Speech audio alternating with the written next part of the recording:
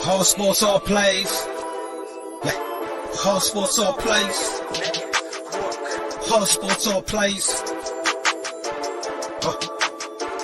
365, we making a plays. We talking the game, get you through the days. We're high in the court, the dime in the lane. Variety topics, living the same. All presentation, sports information. Hitting the airways, taking the nation. Sport all plays, like working your faces. Grace at the field, so tie the laces. Whole sports all plays.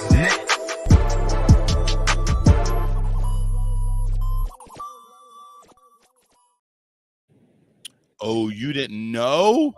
Your ass better tell somebody. It is the Touchdown Crew Studios open, 813-699-52. Why am I hearing myself? All right, never mind. So what's going on, everybody? Welcome to the show. Coach and Coach joining us here. One bald guy is better than the other bald guy. We don't know which bald guy is, though. But coaches, how you all been this week? Everything's going good. Man, it's great. Summer vacation. Here we are. Right. All right. Does it happen over there already? Because it doesn't happen until next week for my kid. Well, I'm done. Well, I can't say too much because I don't know who's watching the show right now. But yeah, summer vacation coming soon. All right. Keep it on low. Keep it on low. Holy crap. Didn't know we get into that much trouble with this. My God. All right. So anyway, coming up on the show today, we're going to go ahead and discuss our playoff teams. Even though it said NFC playoff teams, I think we're just going to go ahead and go do the whole thing, make it a full segment, make sure we don't get behind this time. Coaches who are on the hot seat. We kind of dabbled into it last week with the AFC. We're going to go everybody who's more likely to miss the postseason that made it last year. We're going to talk XFL. They inked the deal with Disney, ESPN, FX, and I do hear myself in the background. Who the hell's got their speakers up? Probably me. Yeah. Well, to talk about Eric Bieniemy, Byron Leftwich, actually going to go ahead to it was a convention that they're going to or something like that, something that diversified, something with diversity. Let's put it that way. We're going to talk about that. We're going to get into that deep. Nick Foles expected to go ahead and join, if he hasn't already, the Colts. It's going to be him and Wentz. Does Wentz feel the pressure? But first, before we go into anything, Hold on. Who? You said Nick Foles? Why would Carson Wentz feel that? I mean, Matt. Because Nick Foles. Oh, excuse me. I apologize. Matt Ryan. Yeah, My bad. I'm listen. Breakfast is a bitch over at Taco Bell. Let me just put it that way. So if there's a little bit of crunching going on, I'll try to mute my mic as I eat my burritos. But I'm just saying, I'm not awake yet. I'm barely awake. But anyway, Matt Ryan would feel the pressure. But first, to Brees or not to Brees? The quarterback made that. The ex-quarterback, the ex-Sense quarterback, made a tweet out there, kind of posthumously, saying he may come back. Gentlemen, in your own words, and not just the one word, does Brees come back and why? Or does Brees not come back and why? Let's go start with Coach with less facial hair. No, man. He better come back and be a coach or something. He can't throw the football. Like we talk about Tua can't throw with 15 yards. This guy really can't throw with 15 yards. So it's like him coming back to me is just pretty much pointless. I think Brady got the itch, then realizing when Brady retired, the money that he's gonna get in the contract to go there. Because he's not even doing commentating this year. Yeah, now was that I didn't get the full details on that, but was that Brees saying bye or is that the network saying bye? No one knows. No one knows. So he's not even commentating, so we just have to wait and see. Coach with better facial hair. What do you think? I agree. I don't know why, but I don't see him helping. I can't say he won't help a team, but he doesn't come in with a line that needs – let me say, there's not a line that would be able to protect him that needs a quarterback. If he want to come in and get his feelings hurt and get sacked a lot, then yeah, he'll come back. But he's not coming back because he's not going to be fit with a team. And I think right now New Orleans don't really necessarily need him. He's not going to take a league minimum. No, I actually heard, and again, my sources are up in the air, but I was just hearing that the Cardinals may be a fit, especially if Kyler Murray wants to be a little bitch. No, he don't fit. He doesn't fit. Seattle may be a fit too. No, because you don't. Because here's the thing: you gotta look at the Cardinals, and you gotta look at the quarterbacks that coach had. Kyler Murray, who runs around chunky deep. Yep. Pat Mahomes in college runs around chunky deep. So those are the quarterbacks that he has that fit. A guy that can only throw 15 yards does not fit his offense. It's pretty much his was a run and shoot. Then you take Seattle, look at the receivers they have. They are vertical threats. That's it. They're not route runners. They are vertical threats. And guess what? You can't. Hell, you be better getting me to come out there and play quarterback because I at least know I can throw over 15 yards. Well, it depends. At 15 yards at 2 miles an hour, you're trying to chuck up to all your might. Maybe that's not the case. I mean, Brees has got a little bit of strength. Don't get me wrong. He can throw these. I mean, all those bombs he threw to Michael Thomas. Come on now. Yeah. 3 years ago. Just saying. 3 years ago, you saw them in the playoffs. What happened when last time Brees played? He threw 3 picks. Why did he throw 3 picks? Because Tampa Bay, all they did was man press and say, all right, let's see if you can throw it over the top. And he couldn't. Is there any team, even with a quarterback, that would have route runners doing the underneath stuff, something that Brees can take advantage of? Put aside the offensive line for a second. Is there any team that runs that style of offense? It is the Cardinals. The Cardinals got underneath that with that mesh mindset that he likes. That's one team. I'm pretty sure Sean Payton would make it fit for him, but then you taking away from that receiving core that they got now. What do you mean Sean Payton? He's not even there. We're all over the place today. Yeah, both of y'all. Hey, I'm like, you can say New Orleans. You can say New Orleans because of the receivers that they have. You got, but I think that'll take away from their deep threat. Mm-hmm. Chris Olave would be pointless now. Yeah. I mean, in a way, to a certain degree, you could say Minnesota. I mean, you go ahead and say Chris Olave is going to be pointless the same way like freaking Tyreek Hill is going to be pointless in Miami. That is true. Stupid stuff. I mean, that's true. And then we talk about New Orleans. We don't even know who's the OC. We don't have an idea of who's throwing the football. I mean, we know who's throwing the football. We don't have an idea of who's calling the plays.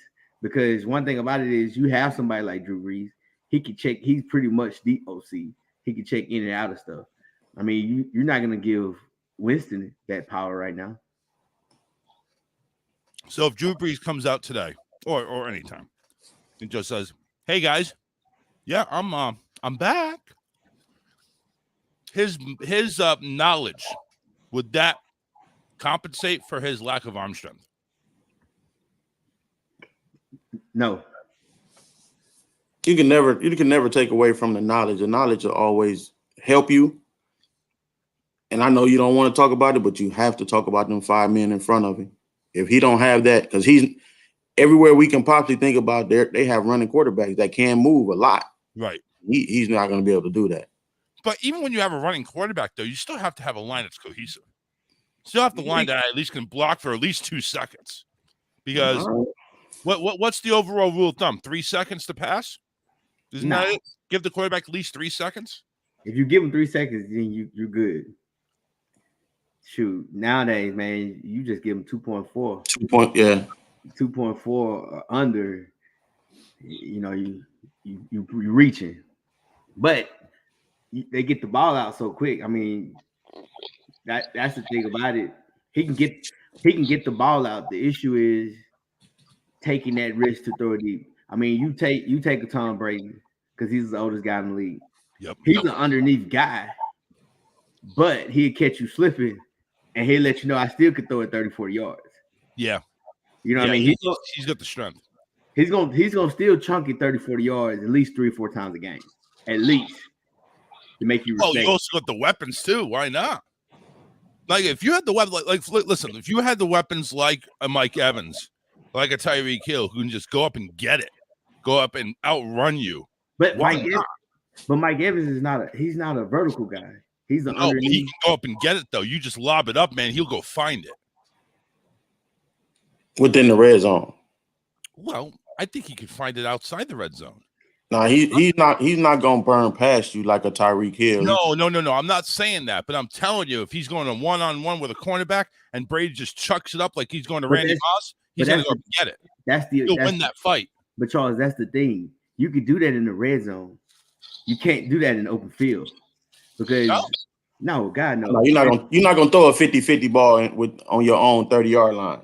Yeah, that's true. Because regardless, you got to realize you're still gonna have safety help because there's depending on who's playing. It's just like if you take Tampa Bay, Mike Evans gonna have a safety help because he's a vertical guy. That's all he runs. Right. And then you're gonna keep another safety on Gronk. So now, like Chris Godwin and all the other guys, they get all the underneath stuff because they're pretty much just playing the one-on-one. Yeah, they're just trying to beat their man. So now when you look at it, you take the Saints, Chris Olave, you're going to have a safety over top of him, and you're going to have a safety over Mike Thomas. Because Jarvis Landry's not going to beat you deep. He's going to catch all the underneath stuff. He's going to do them drags. And Michael Thomas he sits in windows. That's what I'm saying. Those are the things that what people got to realize. Michael Thomas doesn't have a safety over top until you get in the red zone. Now, when you get in the red zone, there's no help. Because it's one-on-one. Right. Now that's when they shine. No room. Yeah. So I get what you're saying. You're not going to do it from your own 30. But if you're going to go ahead and do a jump ball, you're going to do it in the end zone. Because if it gets picked off, hey, they're starting from their own 20. They're not starting in your end of the field. So I got you there. Let's go through some chats here. Freddie, go ahead and says, where's the coffee? No coffee, but it's gone. I have to get a refill. I may have to go ahead and let you guys go live for a second while I just sneak over to the kitchen. Good morning, Freddie. John Moreau says, hey, good morning, go Cowboys. Of course, you got the Cowboy man in the house. Well, you're going to be mad about these picks, sir. And we got the easiest schedule in the league. I don't think it even matters, to be honest with you. How would that make Jameis feel if Brees came back and started? I don't think it's going to happen, but how would that make Jameis feel? That would turn his confidence all the way down to the toilet. Anybody would be pissed, but it don't go. Have you talked to Jameson? I've never seen Jameson mad. Oh, Jameis gets mad. Don't come on now. I'm being serious. Like, you know what? He's got the face and the persona to go out there in the press and facade anything. Oh, he's gonna be pissed. I think Brees comes in and say, "Oh, you old man, taking my effing job." That's how he's gonna feel. I don't think he'll show it to the public, but anybody will be pissed. Oh, yeah. I mean, he'd be mad, but it's not. Yeah. It won't be seen. He'll just look at it as just competition. Yeah. It's the fact of the matter. Who we're going against. And this is pretty much this is last chance anyway. I think so. So he'll get another, and he got the weapons to keep him to be positive and have a good season. Yeah. I honestly see Winston. I don't think he's going to throw 30 interceptions, but I still think he's going to have that interception bug. But hopefully he doesn't throw games, or not throw games, excuse me. Hopefully he doesn't mess up the games as they're playing. Like, okay, you can have that interception or two as long as the defense comes out and bails you out and stuff like that. Just hopefully that they have the team built around him. So if he does turn the ball over, which you know he will, don't tell me vision corrective surgery was his answer. I'm sorry, I don't buy that. He played well last year until he got hurt. He did. I'm not saying he didn't. I'm saying, listen, Charles, I'm gonna say this, Go ahead. And this is gonna make, and you wouldn't believe me when I say it. No, of course not. Why would I? The Saints were the number one team in the NFC South before he got hurt. That includes the Bucks. I just said that. I'm being serious. Like, if you ask me, anybody ask me, especially playing against the Bucks, that's the one team that I'm worried about. That if Godwin's not back and the other receivers, not Evans, the other receivers are not there ready to go. Yep. The Saints is the team that they'll beat us for sure, without a doubt.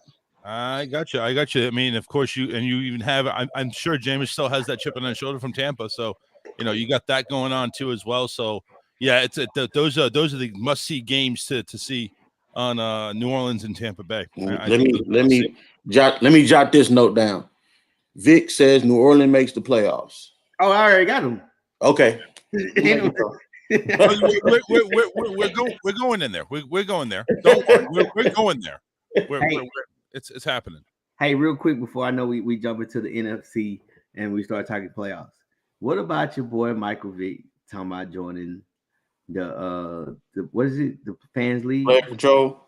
Yeah. Fan control. Why not? Let's do it. I mean, you got old man Owens in there. Come on. You got Manziel who can't play worth a lick. If you got any type of talent, you walk off all the streets, they'll go ahead and get you one of those zebra style old AFL 90s zebra uniforms in there, and they'll throw you to the wolves. Then, I mean, listen. If that was the case, why not just do the USFL? Oh, they don't pay them enough. No. I don't know. I honestly don't know I don't even know what they pay the FCF. I think they pay them in Coke, honestly. Just the way it looks. I mean, it's a fun league, don't get me wrong, but it's like when you go rock, paper, scissors to determine who gets the ball first, yeah, somebody's smoking some hash. And with the fan control, it's a slower game. It's honestly too. Listen, this is the way I heard it. The fans say who's on the team each week. Like they redraft the teams every week.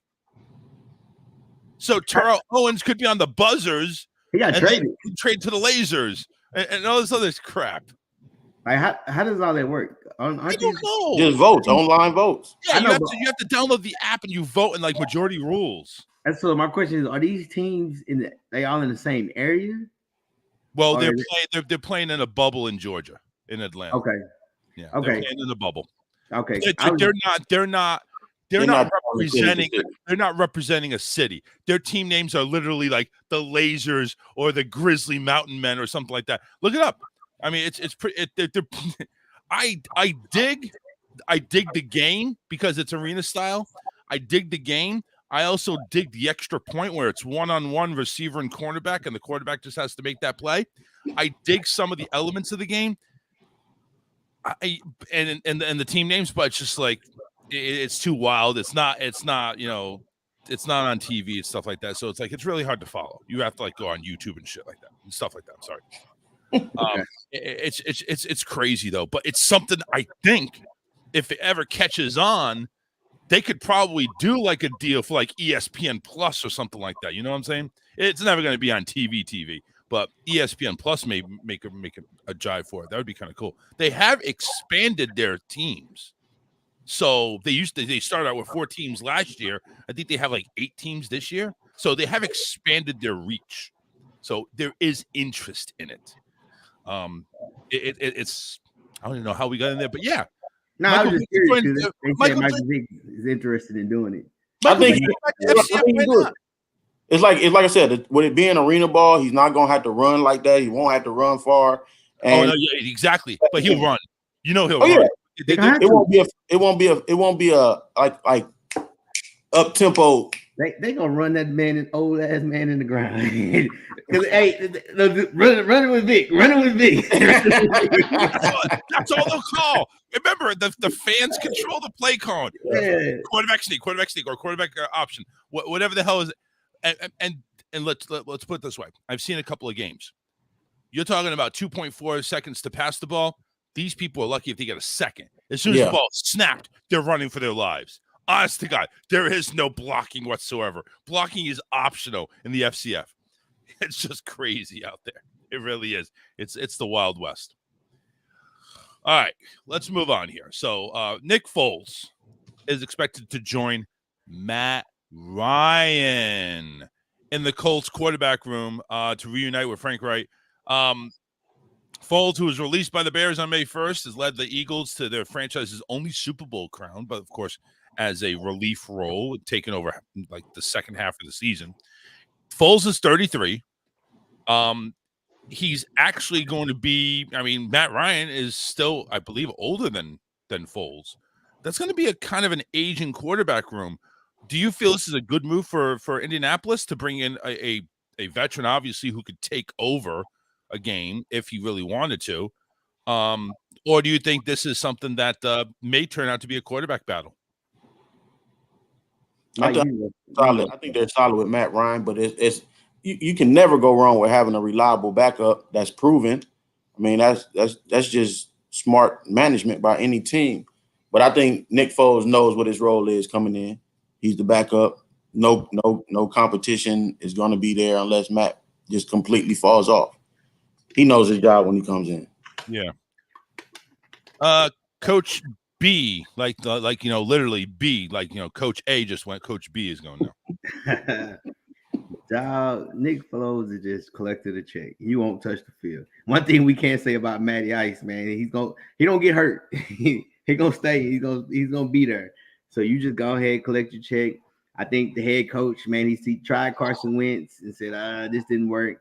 So let me bring Nick Foles in. If all else fails, he's a good backup. And if he makes the playoffs, he has a shot to go to the Super Bowl because that's what he does. Yeah. So yeah, like you mentioned, he doesn't get hurt. So he's playing 17 games. Foles coming up in a mop-up duty if they ever go ahead and have a blowout session going on. Anthony's saying, so you're saying the Colts didn't draft a rookie quarterback. We didn't say that. We just said that Foles is coming in probably as a backup role. Even if they had a rookie quarterback, he'll probably be third string or even practice squad. So it all depends on how it all depends on how they do in training camp.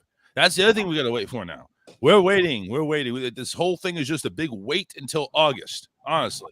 So we're waiting until training camp. We're waiting to see how the quarterbacks hang out. We're trying to see how everything is implemented. Maybe finally some of these teams that don't have any offensive coordinators or defensive coordinators, maybe we'll find out who's actually calling the plays. Maybe we'll find out who's actually running the team. Yeah. So Nick Foles, 33. Now, do we see Foles, and this is kind of putting a stretch on it, do we see Foles as being another Fitzpatrick and just jumping from team to team as needed? No. You think he stays with Indianapolis? I think Fitzpatrick was a bridge quarterback. Like, he knew his role. He didn't want more. He didn't expect anything more. You got to realize Fitzpatrick, regardless of the situation, he's going to give you 50-50. Like, if he's going to win 50 touchdowns, 50 interceptions? No, I'm sorry. He's going to give you whatever, how many games he play, he's going to have a 500 record at least. And he gives you a chance because he really doesn't do nothing stupid. But he doesn't do a lot of great things. Nick Foles had to start a season. He's going to win you 2 games and you're done. He's done. Like, really? Oh man.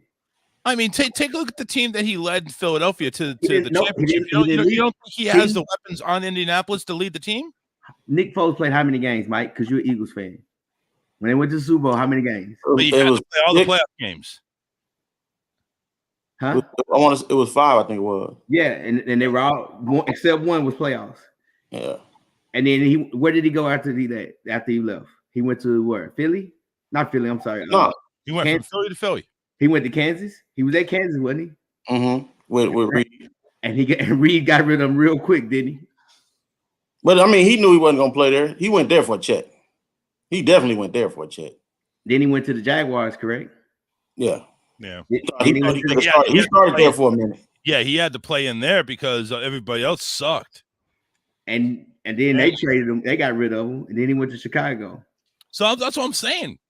Kind of fits there, doesn't it? No, man. I think, but he went looking to be the starter everywhere but Kansas. Oh, really? Oh, okay. He wanted to be the starter. He wanted to be the guy. I don't think Foles. I think Foles is a great backup. I don't think he's necessarily Fitzpatrick, but I think Jacksonville was the worst place to try to go to be something. I think that's nothing there. I mean, if you want to go ahead and try to rebuild, if you want to try to rebuild a team, I don't think you bring in Foles. But he got who took him? What's the Eagles backup quarterback right now? Yeah, you know his name. He took his spot at the Jaguars. Is it Minshew? Gardner Minshew, yeah. Yeah. The 80s porn quarterback. So that's just my whole thing about it, man. He's not gonna give you much. Because other than that playoff series that I won the Super Bowl, what did Nick Foles actually give you? Yeah, 2017. He started 3 games regular season, 3 games playoffs. I think Nick Foles is one of those guys is you don't really watch film on him until you have to, and by then he probably won 3 or 4 games, and once everybody caught on to what you are and what you can and cannot do, that's it. Yeah, he started 5 games in Philadelphia. At the end of that, the next season, he went 4-1, but lost out in the playoffs. So yeah, he finished up the season again because Wentz is a little injury crybaby. Went to Jacksonville the following year, started 4 games, went 0-4, and I think that's where his true colors came out. But again, Jacksonville was not a place you're going to win. I mean, take a look at your record in Chicago, 2-5. But what did Gardner Minshew do when he took his spot? Well, let me take a look at that because I got to look up Minshew. I bet they didn't go 0-16. I'll tell you, no, Minshew actually was good. or 0-12. I'm tripping. My math is all off. I remember when they went ahead and put Minshew in at quarterback in Jacksonville. I'm saying, well, you better watch this kid because he was good. He was, yeah. He was. I thought he was a really good quarterback. Now, going forward, he was 6-6. Went to Philadelphia. Started 2 games. Was 1-1. But his numbers were pretty good. He had a 104.8 quarterback rating for those 2 games he started. He did pretty good. But no, he's a young guy, man. He's a young guy that I mean, maybe he's been put into the, how we call it? He's been put in the friend zone, the backup zone, where nobody sees him as a starting quarterback. He's just going to be a glorified backup right now. But yeah, he's still with Philadelphia. He's the backup right now to Mr. Hurts until he gets hurt. But yeah, I mean, Gardner's not a bad quarterback. I mean, overall, he's got just below a 60% completion rating because he's a gunslinger. But 88 touchdowns, 24. Sorry, no, he's just over 63% passing, 41 touchdowns, 12 picks, and 27 total games. Again, some of those are backup roles. Some of them coming in mid-game. He's not a bad quarterback. He really isn't. And then he can also run the ball too. So that's another guy that, does he think maybe there's no confidence there? He's just going to stick to backup roles? Because I guarantee you when he went to Philadelphia, they weren't sold on Hurts. Do they really think that Minshew was going to maybe take over? And it just, Hurts finally went ahead and showed he had more than what Minshew had? Mike, I'm going to let you go first. I don't like Hurts. I think Minshew going to take it by mid-season. That's me personally. That's coming as a fan and everything. I think Hurts is just a guy who can run the ball. I said when he was in college, if he has to throw the ball 20 times, that team going to lose. He's a Michael Vick, huh? He's a new Michael Vick of Philadelphia. No, he's not. He's not even in the same category as Vick. He is a winner. Hurts? Hurts is a winner. What? Remember, this is Coach B we're talking about, not Coach A. Because you in Alabama, you a winner? He's a win. He went to Oklahoma and they won. Now, they won games. He's a product of the environment. And then guess what? He went to Philly. Where did Philly go last year? That's not 8-7. The NFC East. It doesn't matter. Playoffs. Nobody looks at where you was at. But regardless of the situation, you can hate on the guy. I have to give him credit, man. He's a winner. He wins games. He does enough to get you in the playoffs. Now, I didn't say he's a champion, but he's gonna do enough to get you in the playoffs. Because right now, let me ask you a question, Mike. Who you got coming out the East? Oh, we can't talk about that yet. Hold on. I don't even know if we could. Can we even legitimately say somebody's coming out of the East?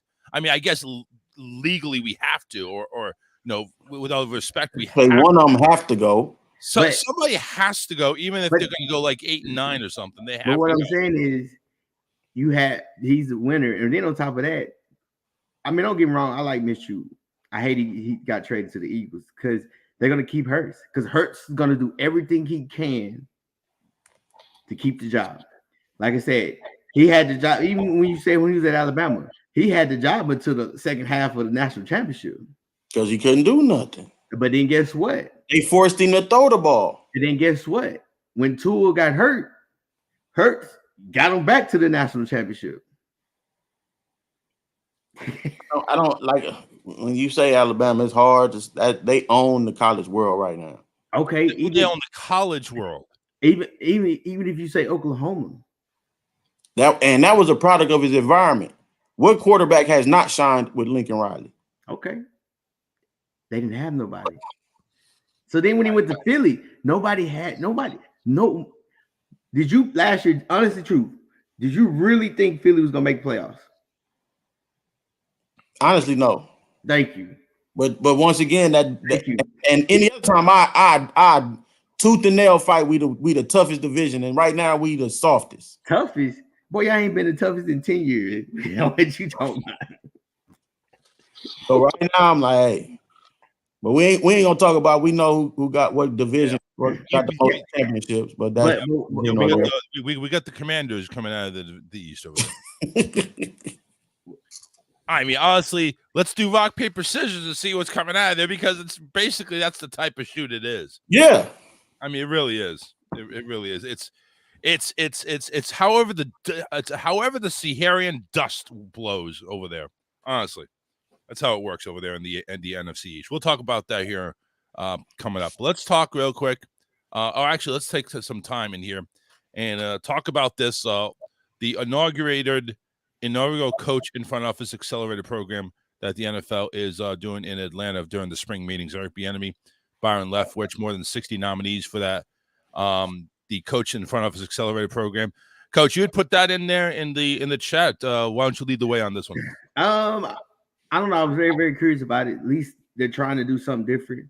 They're trying to at least get I guess have those conversations with the owners, with the general managers, and everything else.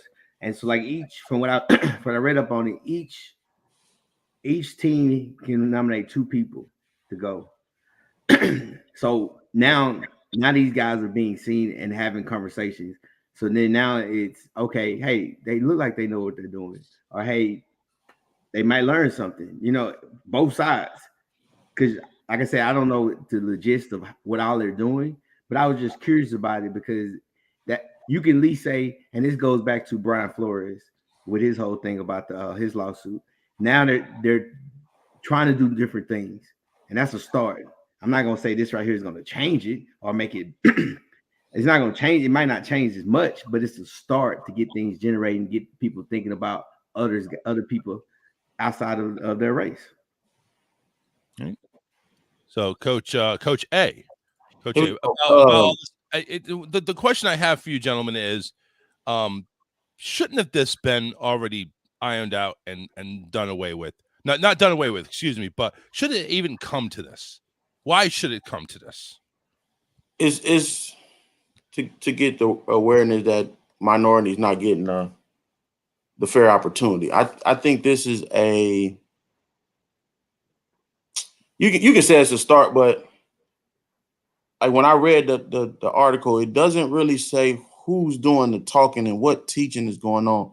Because if the guy who's doing the hiring is not there, it's just a meeting up to meet. But it's during the meeting, NFL meetings, so everybody's going to be there. Yeah, you got the owners and everything like that. Like all owners, they have to be there regardless. So it's not like they're just saying, "Hey, on like June 5th through the 8th, we're going to do this in Miami." No, all the owners and GMs, they all meet for the NFL meetings that they have. So that someone's going to have to be there. Yeah, and this is where, and I mean, these are the meetings I think and forgive me if I'm incorrect on this one. These are the meetings that they go over like rule changes and stuff like that, stuff to improve like the competition committee and everything like that. So yeah, this is kind of a big deal. This is not like one of these. Oh, we're just going to get a conference in Honolulu, Hawaii. Everything's on us. Come on out, and it's like brushed underneath the rug. No, this is during spring meetings that is very important in the NFL to go ahead and make sure that everything's on the up and up. I mean, it's a start. I think that right now, I think that's all it is. Because, like I said, even with them in there, it's like, how much brutally honest are we gonna be? Because at every level, the head coach and hiring is a recycled system. I don't care if you was 0-16 for 3 years in a row. You gonna change something over here? Like, what's the difference? What is it that someone's telling you in the job interview that you can't say that I'm missing because I can't be brutally honest with you? When you say, I think you should be. See, that's the thing. You should be. And I think that's what Brian Flores went ahead and opened up. I think he opened up the popcorn bag that just blew open. So now everybody has the chance to go ahead and tell their salt, pepper, butter stories in there. I honestly think with Brian Flores went ahead, he was the trailblazer in this one because now he opened it up for everybody. Now, if you're not brutally honest, then Brian Flores did all that for nothing. Yeah. I mean, I think, but here's the fact. That's why you got Leftwich coming. That's why you got the OC from Kansas City. But those are the guys that be enemy because you got this is the time where he can use his voice and say, and you go back, man, we can go back to the early 90s. Mike knows there wasn't black quarterbacks. Like there was the whole thing. You had a few, one or two. They weren't smart enough, or they didn't have this. And then now you look out there, you look at the top 10 quarterbacks, you got 3 or 4 or 5 that are black quarterbacks. One battling for the number 1 spot. I mean, it's for me, and that was the thing about the whole Brian Flores situation. If you didn't punk out, like you did all this and you didn't punk out, a lot of times it gets swept under the rug. They offer you some money and you be done. But if he's continued to stay with it, now it's opening up the Pandora's box. Now is opportunity to have those conversations, and you can ask why, and it's, at least guys are being seen. You know what I mean? That's what's important is you have an opportunity to be seen because you don't know. I mean, that's any of us. You will look at somebody off judgment or what you hear from somebody else, but then once you sit in a room and you have conversations with them, you talk offense, you talk defense, you talk player personnel. Now the conversations are different. So I think that's the opportunity, just a chance. So like I said, we got Bieniemy from Kansas City. It's going in. Pep Hamilton from Houston is going in there. Ray Agnew from Detroit. I mean, the list is right there on ESPN.com. You guys check it out. But some big names that are being held, and it's not just Bieniemy and Leftwich. There's other big names that are going out there. And another thing too that is happening. Number one, like I said, they need to make their voices heard. And if they don't do this, if they don't come together and make that voice heard, then it's really a disgrace. It really is. How we're going into this. This is an annual thing that they're doing. This is the first time they're doing this. And if you don't make a stand, if you don't go ahead and make it mean something, then Brian Flores, we're just going to slap you in the face. That's pretty much it. And it's not even just Brian Flores. It's your whole race. The whole race, whole minorities. It's just a slap in the face. You need to stand up there and say, hey, you need to go ahead and pay attention to us. We're the real deal here. Okay? We're the real deal. So you need to go ahead and they need to go ahead and stand up for each other because this whole thing's been ugly. This whole thing's gotten ugly, and it's lasted longer than I think any of us thought of. Well, at least me. I think you guys may have some different interpretations on it, but this thing has lasted, and it's gotten ugly. So now, with everything being blown out, you need to get in there, and you need to make a voice. Honest to God. Yes, so, I agree with you. Another thing that's happening during the spring meetings, and this is also, I think, beyond race and I think beyond ethnicity, is Dan Snyder is possibly going to be ousted as the owner of the Washington Redskins, Commanders football team, whatever the hell you want to call it. Let's talk about that real quickly because I think there's enough people there that have just had it with him. There's enough going on that, just like kind of like John Gruden, it's done. You've dug yourself in too much of a hole. But then again, is there anybody else in that scenario that we need to take a look at? Snyder, I think, is the lead guy that should be ousted. But is there anybody else there that you think maybe has some, maybe has their hands dipped too far deep in the cookie jar? I mean, what's your thoughts on Snyder? First off, let's go ahead and get that ball rolling. Man, Snyder, get your $4.5 billion and I mean, just being honest, man. And there's times even Charles Herman said I backed Snyder them for the stuff that they and the league was trying to do to make changes. But it seemed like every second chance you get, man, you trying to find a way to screw somebody over. So just take your $4.5 billion that you're gonna receive for getting to Washington. I mean, getting rid of the trading, selling Washington, and just move on. Give it to Jay-Z or somebody. Let's put some excitement out there. Now, would they go ahead and openly? Would the NFL actually allow him to try to openly sell the team first before taking it away? Or, I mean, how does that work? Is the NFL going to pay $4.5 billion? No, they sell it. It's like even with the Clippers, he bought it for $4.some billion. So it's like it's still his team. He doesn't run it anymore. He got voted out. Not welcome in the league. Yeah. So once he still makes money on it, but he can't make decisions on it anymore. Yeah, he doesn't make any decisions. Somebody else can come in and say, season tickets are $1. They could. It's there. They come in to do that. He loses millions, and he has no say in it. He can. Oh man, so if somebody's out to ruin him, that's who takes over. But the NFL ain't gonna do that. NFL's not gonna do that. Yeah, because if you sell it for $1, that means you messing up the numbers. So then now the selling will go down. He's gonna sell. They're gonna force him out, and he's gonna sell it for $4.some billion, probably $5 billion, because it depends on how everything is now. The history and all that. And to answer Anthony's question, I know he said Washington fans been trying to get him out. They're gonna leave it to his wife. Actually, his wife is running everything. To be honest, like right now, his wife is the one that's running everything. I don't think they're gonna let that family be in it, because there's no way my wife is running something that I was a part of and I ain't got something to do with. No, his wife's running it. His wife's running now. But what Coach is saying is that his wife's running it, but I'm sure Dan's like, hey, make sure you do something like this. Make sure you do. Yeah. He's whispering in her ear. Yeah, probably, of course. Yeah. So that's why I said I think they're gonna get rid of that whole family.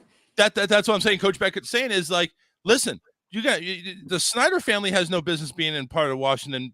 Period. So you all need to get the F out. Yeah, man, go ahead and sell that thing. Steph Curry. I mean, it's not like it's in a worthy division anyway. I mean, are you really worried about it? There's no real loyal fan base anymore because it's not the Hogs. No. They no. We got a Washington fan on our coaching staff. They still there. The fan base is strong. Their fan base is like Cleveland and the Raiders. They there.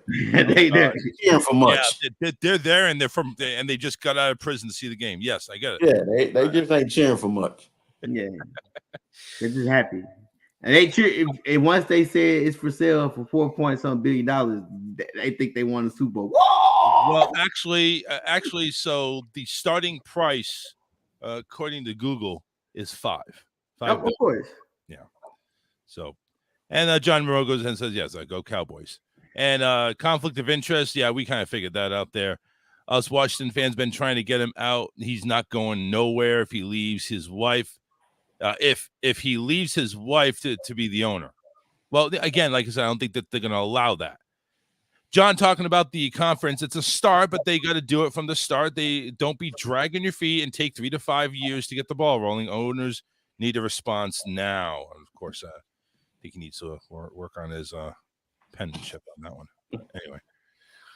Anyway, 813-699-5353. Listen, we talked about a lot of things. We got Brees possibly returning to the NFL, which we think is not going to happen. We got the accelerator program that we just talked about in regards to that.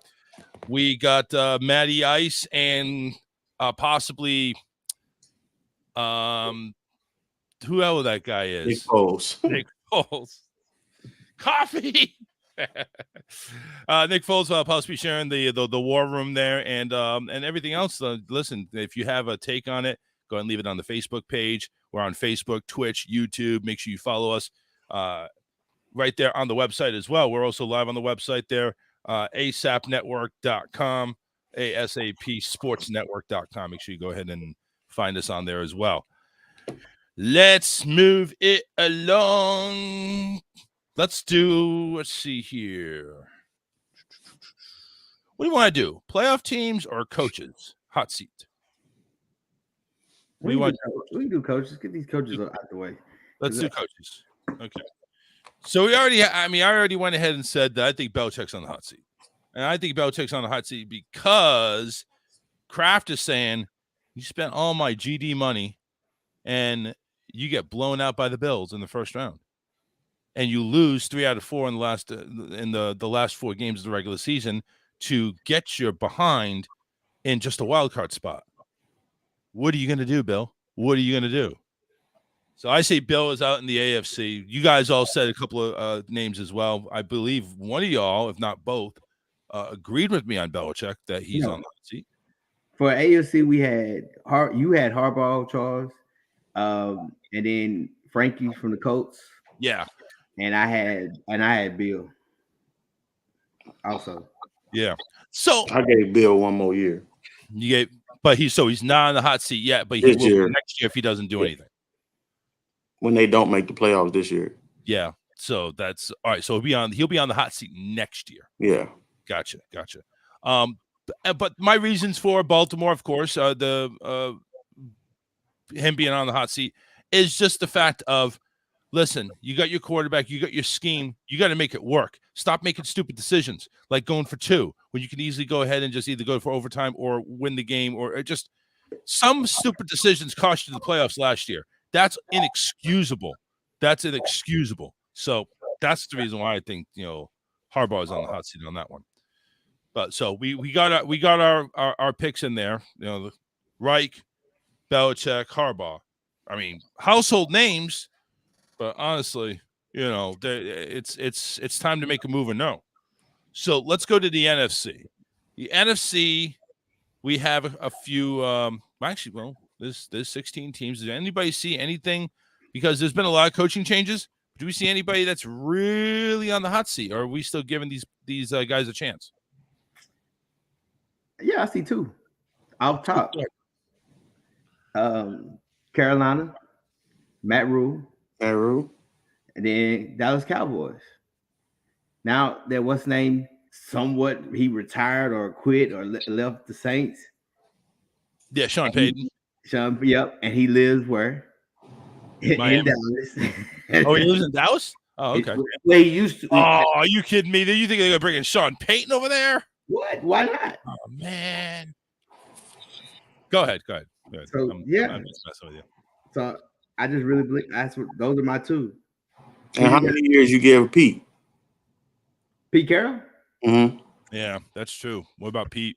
To be honest with you, I give him a lot of years. And here's why I said that.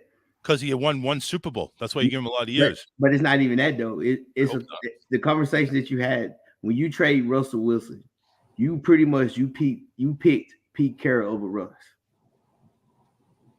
Because you had an option. You could have fired the coach or you could fire Russ. And so you probably went in with the GM and y'all had a conversation and said, hey, when we won championships, this is what we did. This is how we acted. This is how we did everything. So by doing that, you traded Russ because when you won your Super Bowl, that was before you had a high quality top 10 quarterback. High finance quarterback. Yes. Okay.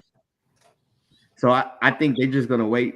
I think he has 3 more years because they're going to rebuild it. You got those draft picks. You have draft picks this year, next year. And so then after that, they're going to give him 2 years. So I give him 4 years, man. Okay. Well, they do have Coach Carroll on the hot seat on this one here, according to Yardbreaker. Last losing season was 10 years ago, but they run the risk of finishing with a losing season again this year with Russell. With Russell Wilson not there anymore. How they ask how much longer are you going to give Pete Carroll? That division not easy. No, it's not. But it's also you also got to look at the moves too. Who you got leading this team? You trade Russell. Okay, you got some draft picks for Russell, but who's leading this team this year? What is your immediate future? But that's what I'm saying. Drew Lock? No. But that's what I'm saying. He's saying they leaning more on the run game than the quarterback. Like they're gonna play defense, and they look at the draft. Look how they drafted. They got linemen, they got a running back. So they're pretty much saying, hey, we're gonna keep Carroll. And he's gonna have. I guarantee they're gonna give him at least 2 or 3 years, unless he go like 0-16. Then that's different. I mean, he's not gonna do that. Well, I don't think he's gonna do that. I don't think. He's but I see them. Let me look at. I see 17. Keep in mind that 17 games. Yeah, 17. But I'm just saying, it's like because they're gonna win. They will win the first game of the season. I already got my first week picks. So just so you know who they playing. Yeah, we know who they're playing. I don't think they're going to win it, but I see Denver winning it. Is that who you're saying is winning it, or Seattle? No, sir. No. Denver's winning it. Ain't going to happen. You listen. You can go ahead and do the running game all you want, but listen, if you know the quarterback can't throw, or you know their passing game is BS, you just stack up the box. You stop that running game. It's pretty easy. So let me ask you this. Let's go off this since we're talking about Seattle. I'm the only one that got Denver and Seattle winning, right? Who you got? Denver or Seattle? I got Denver. Yeah, I got Denver too. Okay. San Francisco, Seattle. San Francisco. Yeah, I say San Francisco. Atlanta, Seattle. In Seattle, I'll give it to them. Detroit, Seattle. Oh, better be Seattle. If Detroit wins that game, then you might as well fire Carroll that day. Pete Carroll in the fire. He ain't on no hot seat. Yeah. You know. Go ahead. So you got New Orleans, Seattle. I got New Orleans. New Orleans. Arizona, Seattle. Arizona. Oh, y'all just going off names. Arizona's not that good. They always struggle with them, but that's a whole nother conversation for another day. Yeah. Chargers, Seattle. Chargers. New York, Seattle. Seattle. Who? Well, actually, it doesn't really matter. Yeah, Seattle. So Arizona, Seattle. I think they split, so it'll be whoever wins one game gets the other one. Who you got, Mike? You took too long. We're gonna go Seattle. Cardinals. Well, I give them home. Both win at home. There you go. There you go. It's a split. Okay. So you got Seattle, Tampa. Of course, I'm riding with Tampa. I ain't gonna lie. Seattle. So then you got Vegas, Seattle. Raiders. You got how are we looking at so far there, Coach B? 1, 2, 3, 4. 4 wins. So 4 wins so far. And it's just getting tougher. It's you got 5 wins. They got 5 wins this year. It's not easy, man. Nah, they got 6. If we go 6, Carolina. I'm going Carolina. Okay, even Carolina, they'll beat the Jets. Yeah. They're getting double-digit losses this year. Even if you have 6, that's not good. I don't care who your coach is. If you're Pete Carroll, you're expected to win. You're not expected to go ahead and play second fiddle. And if we go back and watch film, we would go see how many of those games that they won was because of Russell. He didn't play. He played some of them games. Dog. He won no games last year? No, dog. He didn't even play. No, he didn't win any games. Yeah, he went winless. No, hang on. I think he won 3 that he was the reason. All right, so Russell Wilson, 2021. They went 7-10. Okay, wait. You started 14 games. Yes, he did go 6-8. So he had a losing record, which was the first time he had a losing record ever.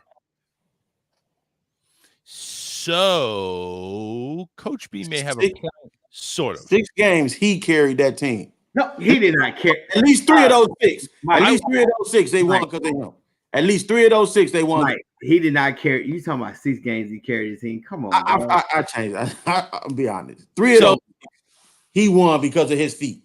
Let's put it this way: he didn't lose them. Let's put that. And 14 games he threw 6 picks. He didn't lose the game. Let's put it that way. And he only lost one fumble. He actually ran for 183 yards and got a couple of touchdowns on those 14 games. But then if we lose it for him. But then if we sit here and we talk about it, there's times that the games that they lost, because if you go back and you look at it, they went 2 games in overtime because the defense nor the offense showed up in the second half. Like at the beginning of the season, they lost games because no one showed up in the second half. All right, so let's see. And they beat they did beat the 49ers 28-21. Russ was 16 for 23, 129. You look at the rushing. Even the rushing was in the hundreds. The games that they won, they rushed for over 100 yards.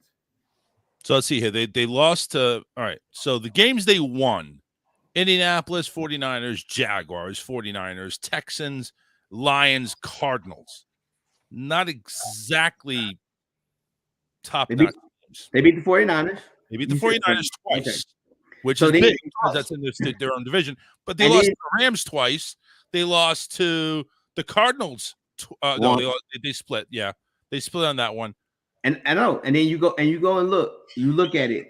The Pittsburgh Steelers, they lost in overtime. They were up. The Tennessee Titans, when they lost, they were up. Like they were up in the first. Like they lost at the last. Fourth but again, quarter. like I said, you're not putting up 30 points on the ground game in the NFL, man. Yeah, you're not doing it. You're looking at giving up a lot of points in a lot of these games. Most of them you're giving up 20 or more points. Your defense has to be on point. Your defense, but if you're giving up 20 or more points, you got to score, dude. And I'm sorry, I don't think freaking the quarterbacks that you have in your backfield right now is not going to do it. Drew Lock's not making it for you. I'm sorry. I mean, if you're going to go ahead and run the game, fine. Play action, dump it off a little bit. Offense, fine. That's fine. But when we sit here and we're saying rush. Show me a game where he threw for 30-some. He had 30-some attempts and won the game. He didn't, because I'm looking at the attempts. The one he won, 18 for 23, 16 for 23, 20 for 24. So you're saying if he throws for more than 20, they lose? Shoot, you take the 49ers. He went 30 for 37. That was a hell of a game. All right. Even the Houston Texans, 17 for 28, 20 for 29. Texans are garbage. Okay. Hey, 20 for 29. But both 49er games, they won 28-21, 30-23. Defense is giving up more than 20 points.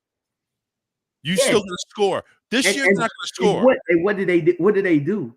What did they do in the draft? They did nothing in the draft. They did. They had a good draft. Come on, man. Yeah. Come on. We really. So let's see. They got an offensive tackle and number 9, Charles Cross. Yep. Got a defensive end, Boyd Maffey. I've got a running back, Kenneth Walker. Got an offensive tackle, Abraham Lewis. 2 cornerbacks back-to-back. Another defensive end and 2 receivers in the 7th round, both from lame-ass colleges. Well, one from Rutgers, I guess, is fine. But the only thing I see here is their offensive line being improved. And the running back is improved. Because we can say what you want. Walker, he runs hard. How are you going to say that Walker is going to overtake Carson? Or Rashard Penny, for that matter? Because they're not healthy. Here's the fact. That's why you drafted them. All I'm saying is I'm not sleeping on them. We look at it, like I said, they don't have to throw the football. Hell, the 49ers proved that. You ain't got to throw the football 20, 30 times. Okay. The point is we're making Pete Carroll is on the hot seat. He needs to produce. Okay.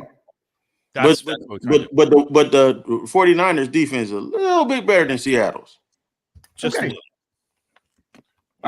little. Let's talk Carolina and Matt Rule. So Carolina, Matt Rule, and obviously there's rumors going around that they're willing to give up CMC. They're looking to give him up, trade him, because obviously injury prone. Great guy, I mean, great player, but he just too injury prone. Quarterback situation, I believe they did. I got to pull up their information, but I believe they did draft a quarterback because obviously Sam Darnold can't do it. Who wants to see that guys play? It was late. Yeah, so they got Matt Corral, who was Yeah. taken. So looking at that, Devonta Foreman is in there in the backfield. You still got a good receiving core. DJ and Robbie is still in there. Tight ends, I think they're just built for blocking, to be honest with you. So they're not looking to get any. I mean, I don't know, guys. Are they doing enough to go ahead and improve, or are they just like Matt? It's your last year, brother. I think he's done. I think, or I say he's on the hot seat. They're gonna be looking at him. And when you say CMC is injury prone, which 90% of the offense goes to him. Exactly. I mean, what's I will say this: he's only been with Carolina for a couple of years. This is actually his only term of head coaching. Both seasons won 5 games. So, what would it take to put him on life support for another year? How many wins would it take? Are we talking playoffs? Playoffs? No. Playoffs? They're not gonna make the playoffs. Are we talking 8 wins? Are we talking a winning season, 9-8? You can't be last in your division.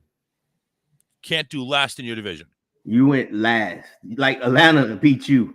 So if you finish, wait. So if you finish ahead of Atlanta, say Atlanta really craps the bed and goes like 3-14, 4-13, but you go 6-11, are you still keeping your job? Probably so. But you got to realize something, Charles, and it's the difference between the NFC and the AFC. Like the NFC, I guarantee once we start talking about our picks, they're all going to be close to the same.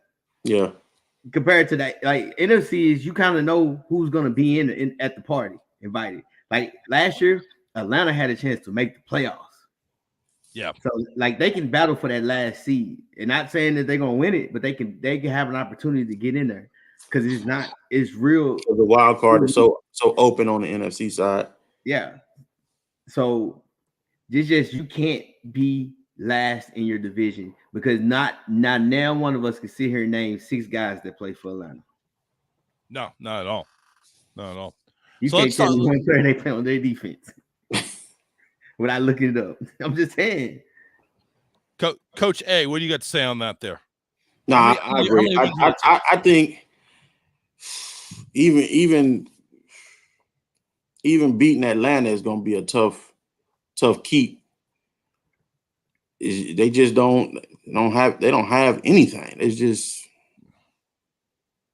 they're not gonna make the playoffs, which is gonna hurt them again. So Panther fans gonna feel a little bit like, hey, we might as well not even just show up, man. We'll just wait till next year. We're gonna go for the first pick of the draft. So you might see a lot of paper bags up in Carolina. so if you go and look, do you think they'll beat the Browns? No. Giants. Yeah, so you know what? Let's go through their schedule. You think the Giants? Yes. That'd be a game. I think it'd be a hell of a game. So we got all right. You said Browns, Giants. Okay, so they lose to the Browns. I'd say they beat the Giants. Okay. Lose to the Saints. Yep. Lose to the Cardinals. This game losing streak right there. Yeah. Do you think he gets fired before the end of the season? Ooh. Nah, they don't. Now keep in mind, Saints, Cardinals, Niners, 3-4-5, 3-game homestand. Did they win one of those? I think they beat the Cardinals. Beat the Cardinals. Okay. What's your reasoning? Because of the time difference? No, I'm not sold. I just not sold on the Cardinals. Yeah, Drew Brees is okay. ready by I'm then. just really not sold on the Cardinals, especially. Is it because of Tyler talking about sitting out? A little bit of that. The issues with that, he don't get his respect, and he's gonna pout like a little baby, which is cool. He did that all his life. I don't trust the receiver core and even the running backs. Like you don't have the depth like you had last year because both running backs were out. All right, so we got 2-5 going back on the road against the Rams. Lost. 2-6. Bucks.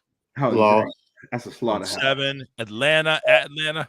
I give. No, that's a loss. The other one I give to him at home. Okay, 2-8. Cincinnati at Cincy. 2-9. Atlanta at home. Win. All right, 3-9.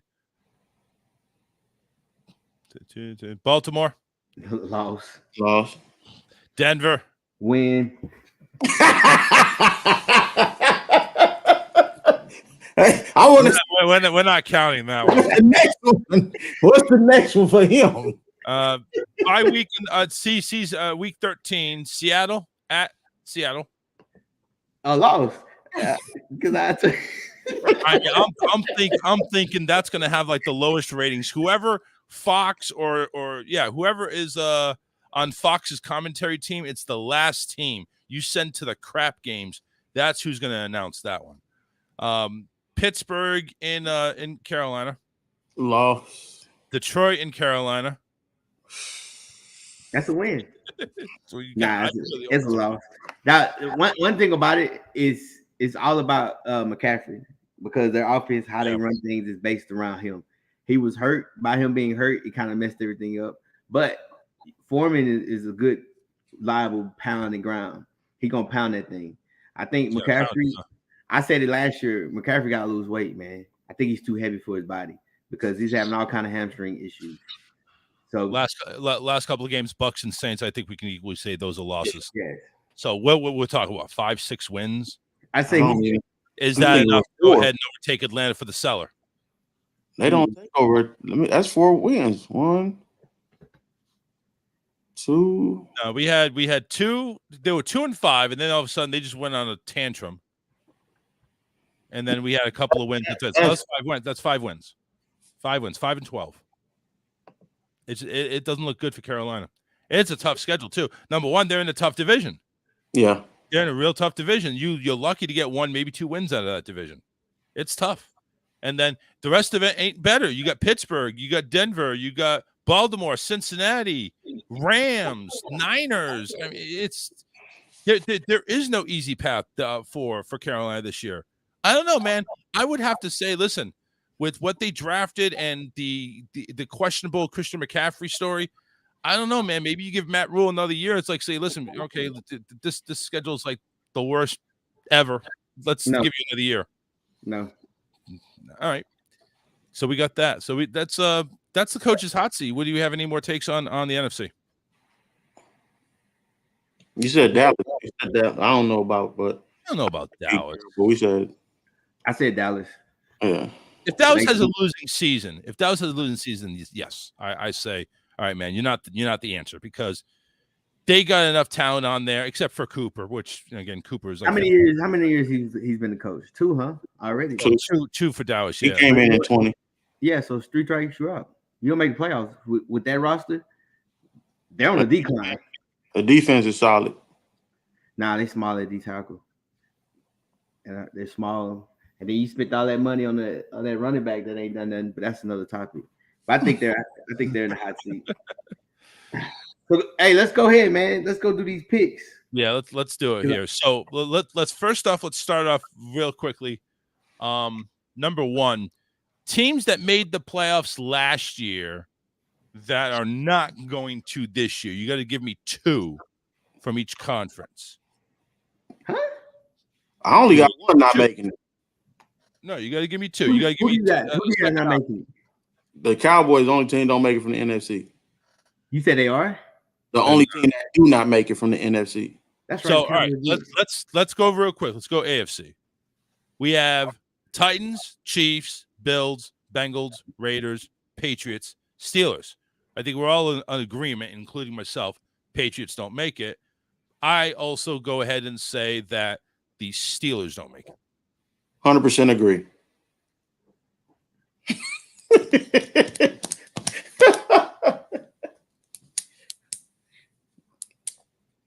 All right, man. We talked about this. We talked about this last week. We're not. So I know you said Patriots. What's your other team? Steelers. I agree with you. 100%. Steelers miss it. No. I'm not talking about the coach number 1. I'm talking coach number 2. Oh, okay. Yeah. Bengals. Okay. Coach number 2. All right. For the NFC, we had the teams that made it last year: Packers, Bucks, Cowboys, Rams, Cardinals, Niners, and Eagles.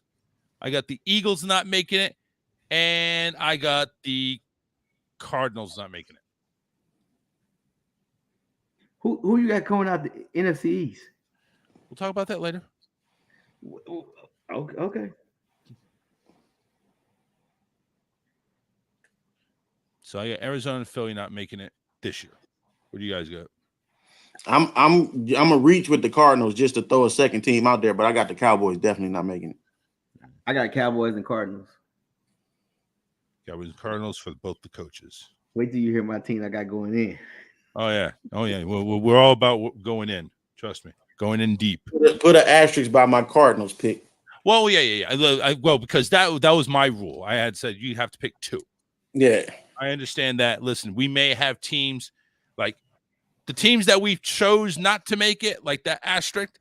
You can go ahead and put in your Cardinals pick if you want, okay. Or double up. So you don't have to go ahead and follow your teams that are not making it. Got to get a bigger piece of paper. Hang on. All right, so let's go ahead and go this year. So again, these are the way too early picks. You know for a fact we're asking these again, probably in like week 10. This is like, midway through week 9, week 10. But let's start off with the AFC. So AFC. So I got Tennessee making it, KC making it, Buffalo making it. I have Miami making it. You made a change already, huh? Yeah, I did. He did.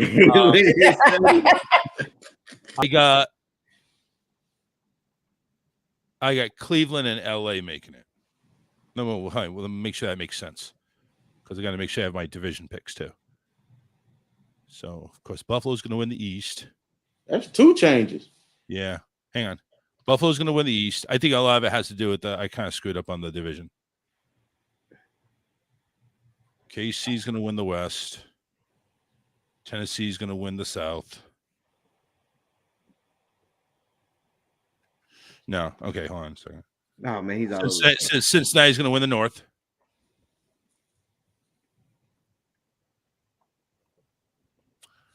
Oh, never mind. No, I got Vegas and Miami. Okay. So you took the Browns out. Yeah, I took the Browns out because I'm coming to the realization that I think, again, you got Watson who's got ring rust already. And you took the Steelers out. Yeah, I took Steelers out. Steelers out. I don't think they're ready. Okay. So you only got who's your 17? You only got 6. Bills, Titans, KC, Raiders, Tennessee, Chiefs, Bills, Dolphins, Bengals, Raiders. Oh, had Dolphins in it twice.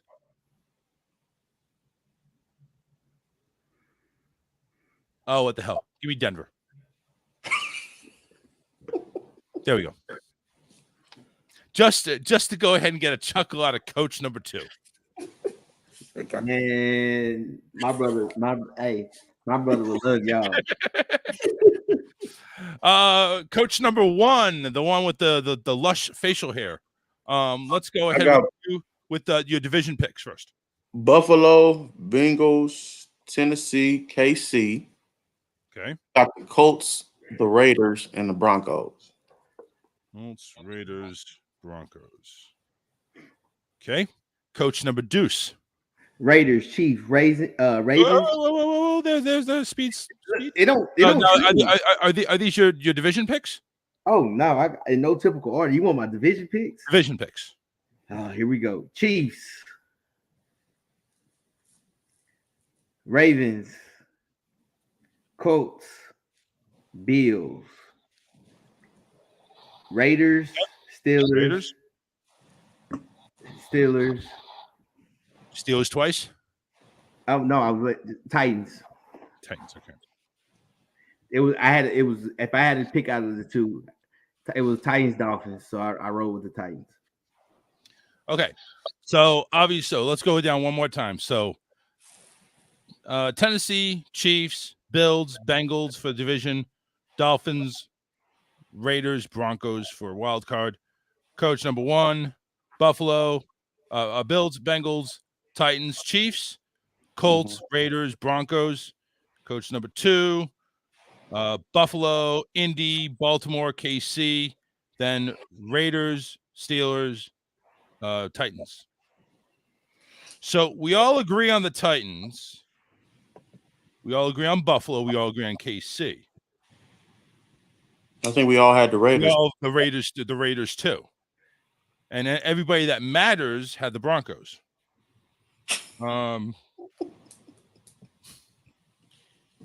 So yeah, there's a couple of outsiders here. So there's 2 of us that have the Broncos, 1 doesn't. Only one of us has Pittsburgh, and and 2 of you have Indianapolis. I did not. So again, some discrimination there for the AFC. All right, let's go NFC. Make sure we do this right this time here. So NFC, yes, we do have to pick a division winner for the East, unfortunately. I know that's pretty much going to be something you're going to have to reach in a big bag of 4 names and pick out. I am going with Dallas. I am also going to go with Green Bay. I am also going to go with Tampa Bay. And I'm also going to go with the Rams. Pretty much who won it last year. So my behind the picks are going to be New Orleans, San Francisco,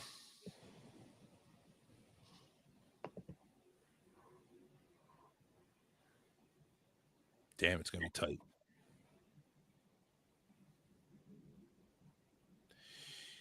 New Orleans, San Francisco. I'll say the Cardinals.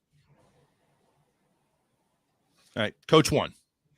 Shit, I got Philly, Tampa Bay, LA, Green Bay, Cardinals, New Orleans, 49ers. Cardinals, New Orleans, 49ers. How y'all gonna say you have Cardinals being out, but then y'all pick them in? He told me 2 teams. I only had 1 team not making it from last year. Yeah. So the only difference between you and I is Philly's taking the division, not Dallas. Is that the fan talking? It's both. Okay. Go ahead, Coach number 2. Division first. I have Rams, Eagles, Packers, Saints, Tampa Bay, 49ers, Giants. Giants? Whatever you put in his coffee, I want some. I want some of whatever you put in his coffee. Why the Giants? I got to ask you why. Because I think roster-wise, it's not a bad roster that they had. And then I think they had pretty much a good draft. They drafted for need and not want. Also, I think it's more so coaching. The coaching was terrible. Come on, man. You had a special teams receiver coach as your head coach. You took the Cowboys ex-coach, and I'm not, Jason Garrett, which we criticized his offense with the Cowboys. So our that's my pick, man. I like the Giants. All right. So basically, just on the fact that it's not a bad roster. But then if nobody said it's a bad roster, it's just a bad quarterback. And then it's another thing too. We already had the conversation, and we said it earlier that the schedule is weak. Yeah, that's true. That's true. But also, doesn't that make it that much worse if you go ahead, the schedule's weak, but you don't win the division?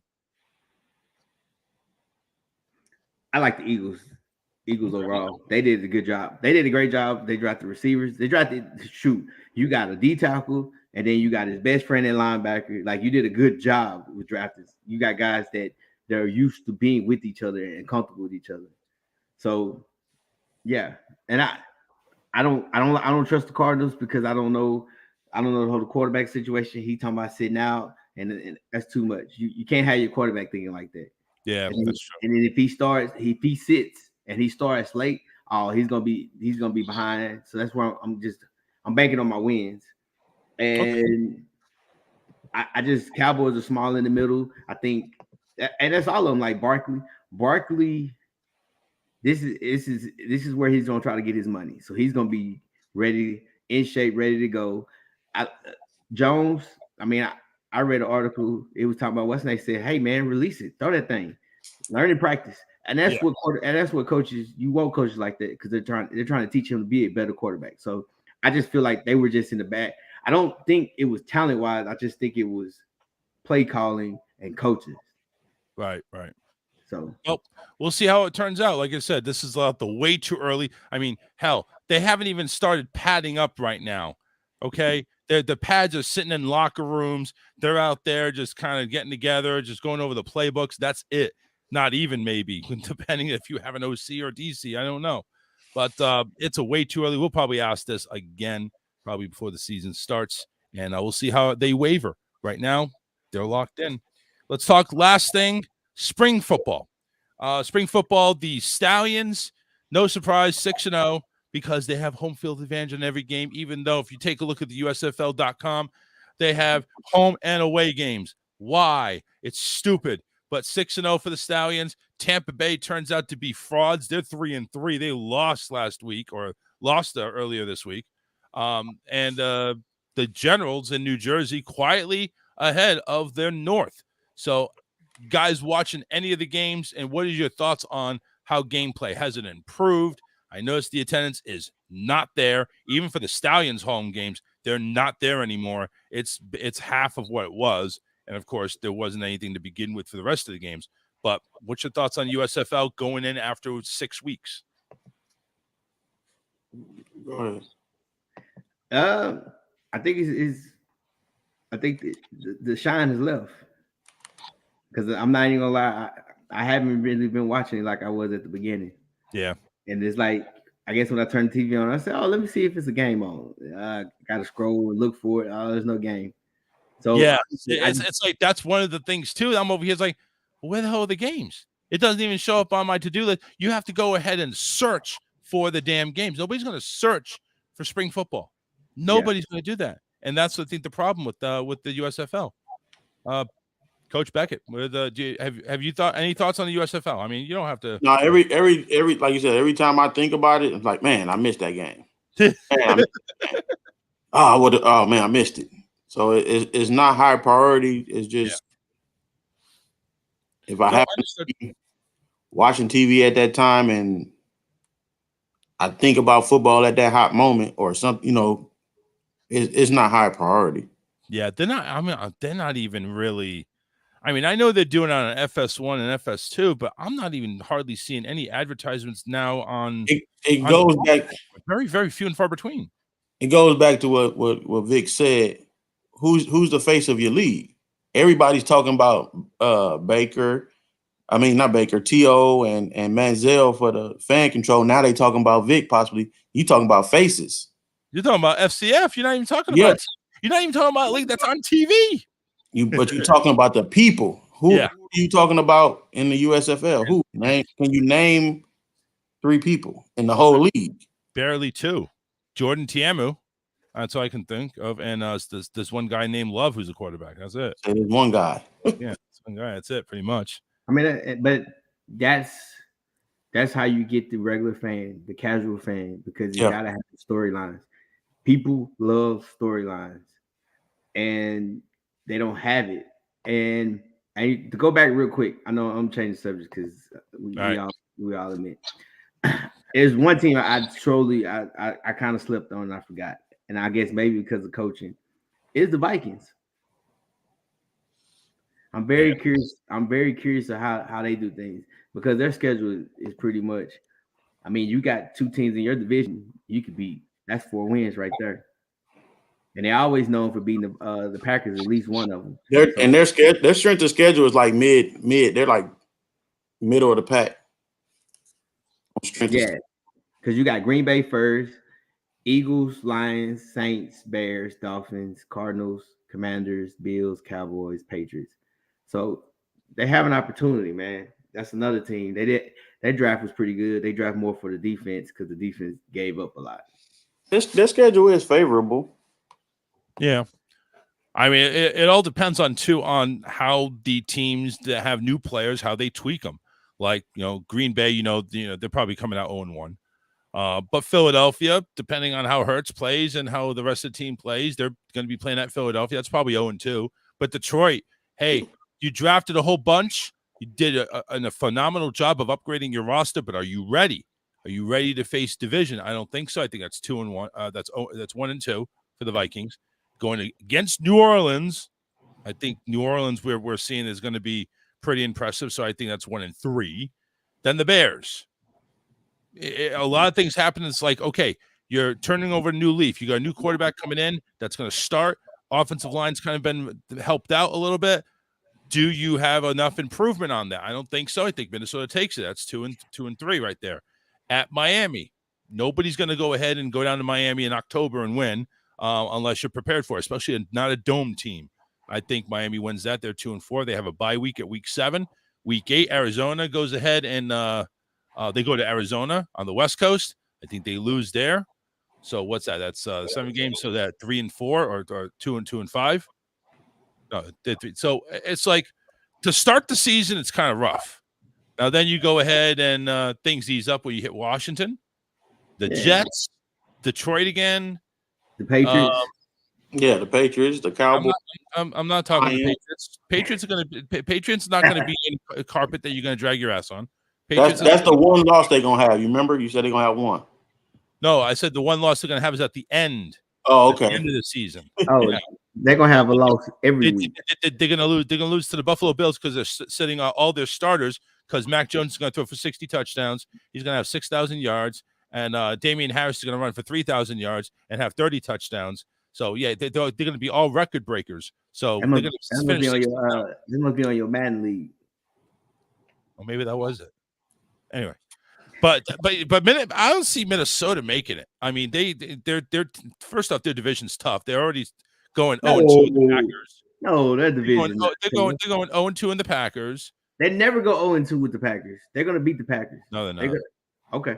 No, I'll put some scratch on that this year if you want. All right, well, then let's do it, sir. No problem with that. They've always beaten the Packers at least once. So Detroit, it's probably going to be 2-0 unless Detroit finds a way, which they might.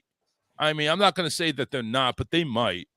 And Dallas is questionable. I don't know how you feel about Dallas, but that's going to be at home. Patriots are at home. Jets are at home. So, I mean, you could go 3-0 there. First off, we're talking about the Dallas Cowboys. Everybody knows the Dallas Cowboys they're going to have, after Thanksgiving break, that's when things go up and down. They might win one. Well, this is before Thanksgiving. So they're playing the Patriots, by the way, Thanksgiving. Just let you know. That's a Thanksgiving game, night game. Short week, huh? That's a short week for the Vikings. So Belichick's going to be ready. No, I'm just kidding. What was he got to? You sure? Because he got to do what? Offense and defense. So he's watching double film now. Oh yeah, double film. 28 hours a day. We're gonna run the ball with our 18 running backs. Yeah, right. Hey, listen. What else you got? That's about it. I do have so Minnesota. I'm still gonna say no that they're gonna make it. I still say maximum they get is 8 wins, and I don't think that's enough. Maximum. And I know you say the Giants. Y'all don't like the Giants. Let's look at the Giants. Let's look at the Giants. Lions don't make it. Lions don't make it. Giants. Yeah, Giants. I don't have it make it. Okay. I don't have. Now, if I went with my Cardinals don't make it, then I'll give you the Vikings. But Cardinals make it. I don't think I don't understand why we're so we're so high on the Cardinals. Because I think they're going to make good with Murray. Yeah, I think they're going to make good with Murray. Eventually, they're going to make good. Yeah, and who are you throwing the football to? Anybody. Okay. So, oh God, John wants says he won about $100 in the Pats Cowboys game. Yes, Cowboys win. Let's do the Giants. Let's do the Giants schedule real quick here. They start off at Tennessee. Win. Tennessee always start out slow. Win. Okay, so you win. Carolina. Win. That's at home. At home in Dallas. Win. at home against the Bears. Oh, of course, a win. I'm waiting. So Come on, Mike. You're seeing the Giants go 4-0? Mike, what do you say? 3-1 at least? I give you 3-1, but I'm not giving you nothing under that. You got to give me the Titans. Titans hadn't won the first game of the season in 2 years. Okay. That was 3 years ago. Huh? That's not much of a streak. I'll tell you that much. Okay. Anyway, look. So this is coach number 2. Coach with the Gillette razor. That's his. This is his picks. Let's see him. I see Beckett already, man. He's hiding his face so much. He does not want to be on the witness protection program. But I just don't. Okay, go ahead. Hold on. Wait. So we got Coach Vic 4-0 going into the London game against Green Bay. A 5-0 there, Vic? 5-0? Look. Nah. All right. 5. All right. So 4-1. Then we go back home against the Ravens. Oh, that's a loss. 4-2. At Jacksonville, that's a win. 5-2. At Seattle. At Seattle? At Seattle. Oh, I said that from earlier. I said the Giants. All right, 6-2. I said to me that was a big toss-up because I like the Giants, but okay. And you giving these boys, you gonna have these boys at 11 wins. Hold on, we're not there yet. Right now it's 5. Right now it's 6-2. Right, but hold on, time out, Mike. Come on, man. Mike, you could always interject in any moment. No, we can't. No, this is you. This is you. This is you. I'm not, because they don't have enough wins to make it for me. 6-2 right now. We'll get the Mike's picks here because I don't care how far we go over. 6-2. Bye week at week 9. Week 10. 2-game homestand against Houston and Detroit. Dubs. 8-2. At Dallas. Thanksgiving. Oh, it's that thing. Win. 9-2. At the Commandos.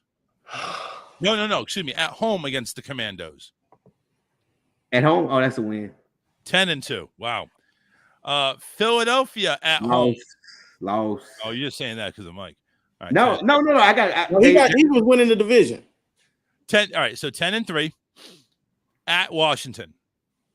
Loss. Okay. 10-4. At Minnesota. Loss. 10-5. Indianapolis at home. I think that's a loss. 10-6. And at Philadelphia. Wash, because no one's gonna play the starters. So I don't care either way you go. So all right, so you got 10 wins minimum. No, we go 9. I'm gonna give Mike. We go 9 because I'm gonna give Mike the Tennessee because y'all about to. So we so got there 9. could be 10 wins depending on the last game. Yes, 9 and 10 wins. 9-10 wins, and that's good enough to win the division. No, win Second place in the division. Oh, second place. Okay. They make the playoffs. And that's the Giants. Yes. Mike, your shot, man. Tell us everything that Vic just did. Well, you gave me the Titans. Yes, he gave it to you. You said they won't beat the Cowboys twice. He did. They're not. But I think they lose to the Bears. what? We're gonna lose to the Bears. Oh, hang on. You said they beat or lose to the Colts. No, they're gonna lose to the Colts. They lose to the Colts. How do you say they're gonna lose to the Bears? Bears don't have nothing offensively. Come on, dog. Yeah, we sit there, man. Everybody and their mama for the Chicago Bears is playing for some money next year because the whole entire team is free agent except seven guys. Come on, and if they're playing for money, they're playing harder. All right. Wait. So let him override. Let's see. So he takes the Bear game away from you. Go ahead. That still leaves you with 9 wins. You said they lose to the Seahawks, correct? yeah. Okay. All right. You still got 9 wins. I think they lose to the Cowboys twice. So is that 2 wins that we reverse now? It's down to 7? Or did you split the Cowboys? And they don't beat the Eagles either time this year. Ooh. Is that the fan talking, or is that the Yeah, commentator? that's the fan right there. All right, we gotta have the commentator. Nah, they split with the Eagles. They lose twice to the Cowboys, and they split with the Giants. The Washington. They don't have 9 wins. No 9. So we're looking at 6 to 7. 6 to 7 wins. And I agree with you to watch on the last one with the Eagles. There you go. It's not gonna matter. 8 is their ceiling. My man said 10. So here I got win against Carolina, win against Chicago, win against Jacksonville, win against Seattle, win against Houston, win against Detroit. I already lost count. That's 4. 1, 2, 3, 4. Go ahead. All right. I have a win against Washington at home. Right. I have a win against Philadelphia at home. Loss. I don't have them winning the other 2. That's it. That's what I got. 6. Yeah, that's what I got. But it's funny when we sit here and you look at it. They beat the Eagles last year. Yeah, but I think the Eagles. Listen, you're going to take, especially in division, you're going to take those and you're going to put them to memory, and you're going to go ahead and mark these games on your calendar like these are the games. You're not going to play soft. You're not going to do the same mistakes twice. So that's what you got to look at too. You're looking at revenge. So I think at least one of them is going to be a win. So Okay. 6, like I said, 6, 7 games. It is the way too early predictions right now. So, Mike, let me ask you this. We'll dive back to this. Go ahead. So Here's your homework. Here's your homework, guys.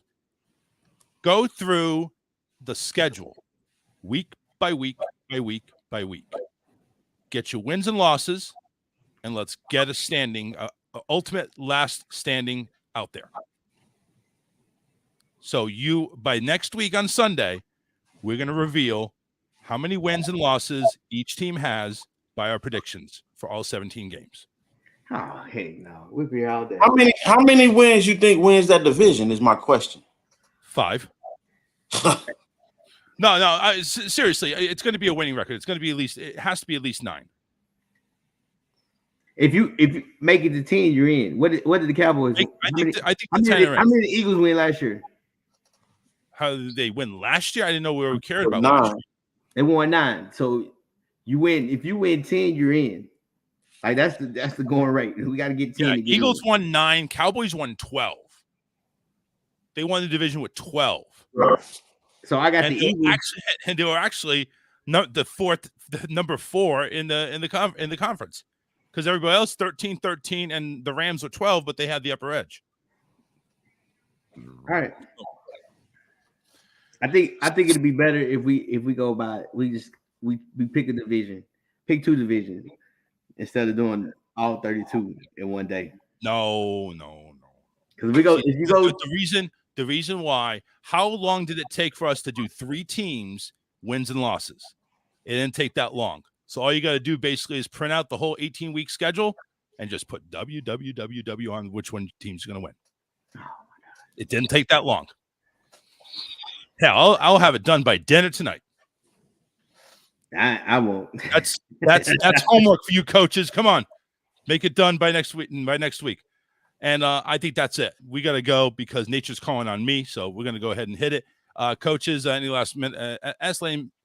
Any last minute words? Go, Mike. I don't have anything. Giants don't make it. Eagles win the Super Bowl. Oh my God. And with that, we're just going to go ahead and say bye-bye. See you next week, everybody. All sports, all plays. All sports, all plays.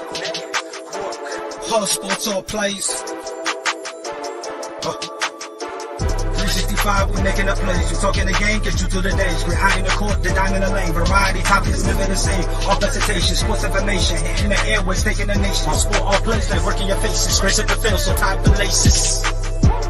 All sports, all plays.